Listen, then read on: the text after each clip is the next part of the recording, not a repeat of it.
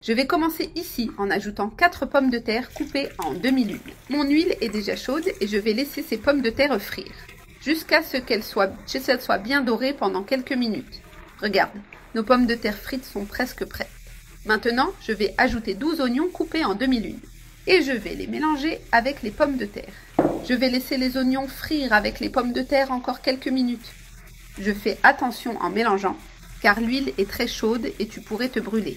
Fais-le avec précaution. Comme les pommes de terre sont presque prêtes, je vais les laisser de côté pour l'instant. Maintenant, nous allons préparer le mélange d'œufs.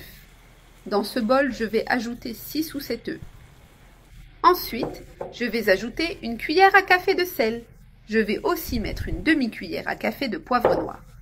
Je vais bien mélanger les œufs en les battant avec une fourchette pour faciliter.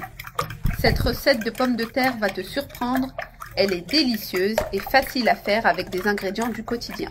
J'ai bien mélangé les œufs et maintenant les pommes de terre sont prêtes. Donc je vais éteindre le feu.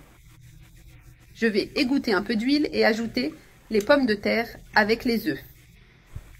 Je vais retirer toutes les pommes de terre de la poêle et les mettre avec les œufs. Tout dans le même récipient. Ne t'inquiète pas, le résultat sera excellent. Même si c'est une recette différente, ceux qui la goûtent en redemandent toujours. Maintenant, il ne reste plus qu'à bien mélanger les pommes de terre avec les œufs. Regarde, j'ai bien mélangé les pommes de terre avec les œufs. Maintenant, je vais tout remettre dans la poêle avec un peu d'huile. Remarque que j'utilise une poêle plus petite et l'huile est juste pour graisser. Je vais ajouter toutes les pommes de terre et bien les répartir en les organisant dans la poêle. Je vais allumer le feu à basse température et couvrir la poêle. Après quelques minutes, cela aura cuit d'un côté. Ensuite, je vais retourner la recette. Regarde, elle est dorée d'un côté. Maintenant, je vais utiliser une assiette pour retourner notre recette. Regarde comment ça se présente. Je vais la remettre dans la poêle pour dorer l'autre côté. Tu peux utiliser des spatules ou une planche pour la retourner. J'aime toujours la retourner de cette façon pour garder la recette bien ensemble et éviter qu'elle ne se casse.